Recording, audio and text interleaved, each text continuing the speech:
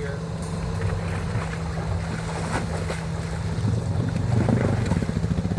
It's on location at the Mud Puppy testing facility. Did a bunch of work to this thing. I wanted to give it a good shakedown before the King of Deep competition at RYC. So long story short, Sid was driving it at Hogwaller last time it was out, popped the front diff, and then I drove it in two-wheel drive after that, and ES started acting up. It didn't want to shift all the time. So instead of troubleshooting the ES system, this machine has 6,000 miles on it. The wire harness is kind of iffy. I just converted it to a foot shift. So it's got the front and rear covers off of 520 on it now, and it is a glorious foot shift, which is nice for clutching up wheelies and things like that. Also, I put some stall springs in there. There's some springs I had made.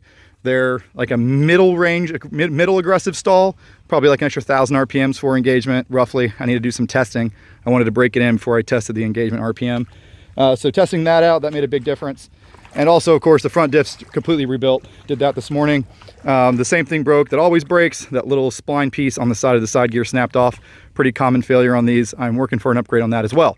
So yeah, this is just a testing video, trying to give it a beat down, see if we can break it. I do have them at 5 PSI still, which is a little bit much for this ATV, but they usually go on the Can-Am, so I left them at Can-Am pressures. The fresh top end, so it feels like a totally different machine. The engagement on the clutches is totally different. Hearing some grinding noises. I think the rear diff also needs some maintenance.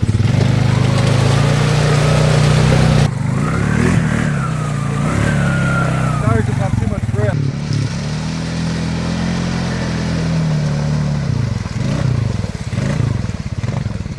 This right here, I'm not going to clutch it up. I'm just going to pop the throttle using the stall kit.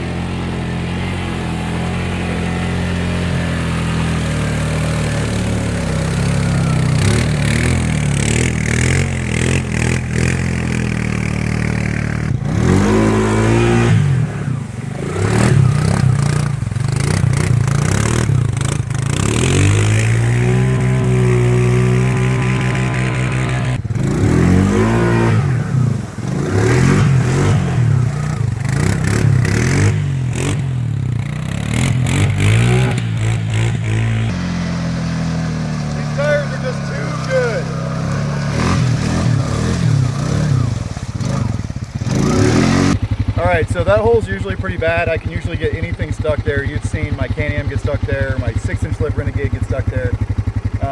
These tires are just good. But there's a ditch over here I've never tried before, so because that was too easy, we're going to try the ditch. The rear end seems to be holding up. It only pops in reverse, so yeah. Maybe we'll just change the rear end anyway because they're only $100 and get all new seals.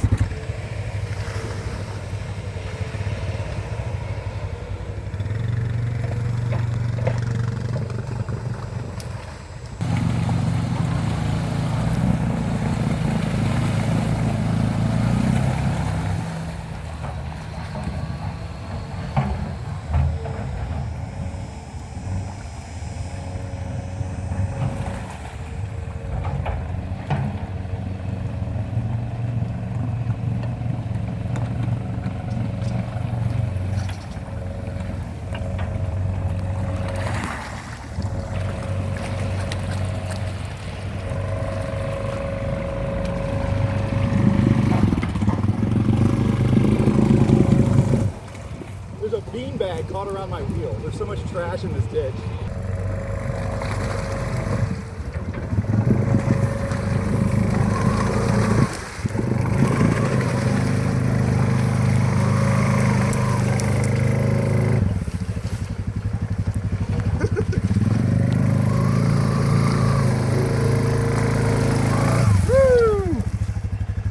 Alright, not going in that ditch again.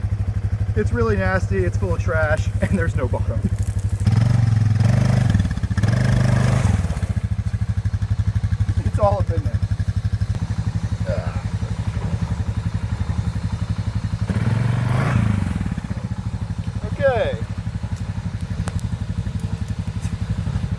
right, so that ditch was about neck deep, and it had a bunch of floating beer bottles in it and a couple sticks going across it, which were kind of hard to get over. It was not very successful. So that's how you clean it. So even like loading in the back of the truck is tricky with this clutch kit, because it wants to kind of grab and kick the ramps out.